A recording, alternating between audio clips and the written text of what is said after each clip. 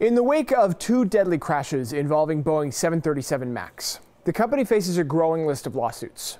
We sat down with a lawyer representing a family that lost a loved one. Kevin Durkin represents the family of Samia Stumo.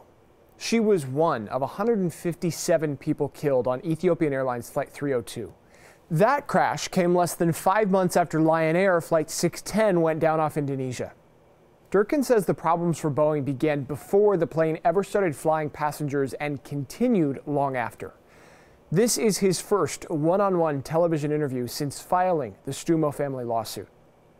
You say in this complaint that you filed that Boeing was intentionally putting the MCAS in the airplane in order to get it out on the line faster, make it fly more like previous iterations of the 737, right, make it more marketable, save money ultimately, and sell more of it to airlines. What proof, solid proof, do you have that Boeing intended to save money by putting the MCAS in the plane? I don't know if they intended to save money by putting the MCAS, but they put it in there to make money. Okay, so in other words, they're competitive with the Airbus model, and they wanted to be competitive with that, and they wanted to be able to give the airlines an airplane that would go faster, go further, and take more people without changing the basic design of the aircraft, which is what they did.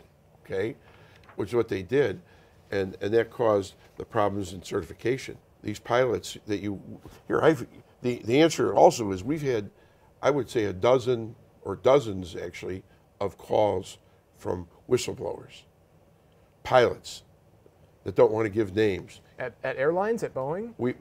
I have received in my office at least 20 calls from whistleblowers of pilots from airlines, engineers, former engineers. At Boeing? That's correct.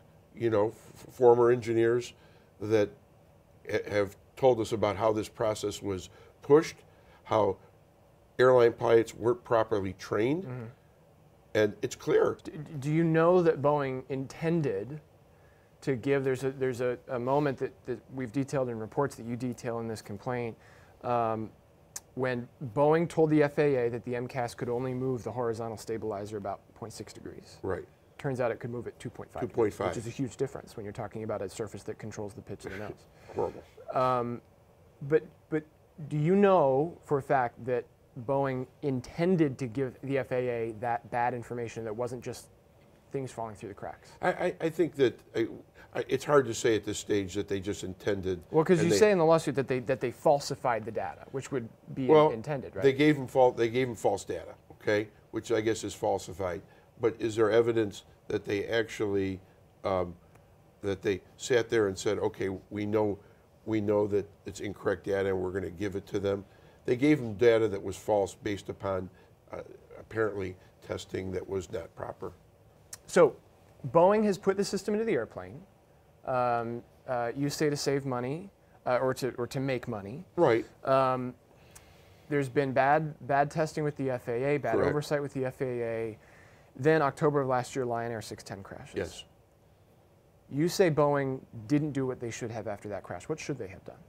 Well, they should have grounded the aircraft. They had access almost immediately to the digital flight data recorder of Lion Air and the cockpit voice recorder, okay? Because they were involved in, they got involved in the Lion Air investigation because it was an American-made product.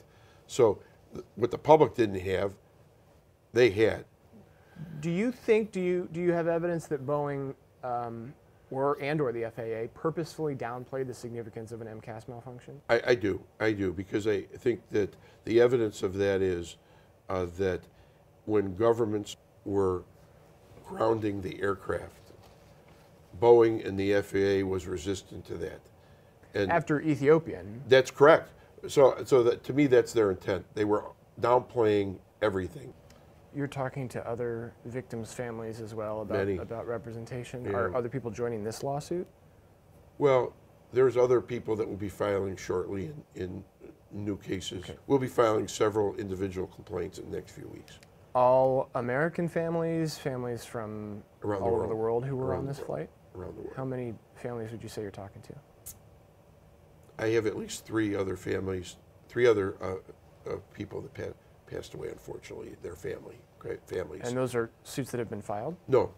So I'm just saying we do represent people that have not been filed, and we are in close touch with many families from pretty much every country in the world, every continent. Okay, actually every continent for sure. Every continent. Every continent.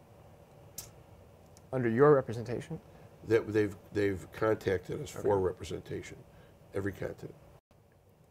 Part of the reason why this case in particular got so much attention is because Ralph Nader is the great uncle of Sammy Stumo.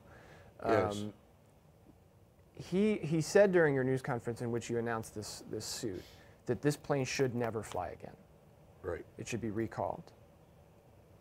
Do you agree with that? Do you think that Boeing can ever recover from what's happening? I think this plane, as designed, should never fly again. Okay. I think there has to be major changes in it that ensure it's safe before it's in. I'm not sure the Boeing's ever going to call it if they're going to manufacture it as the MAX anymore. Maybe they'll have a different name for it. I don't know. But the fact is that as it is right now, I would agree with Mr. Nader. I call this MAX a single point failure. When one thing fails, a system fails, and then everyone should not die.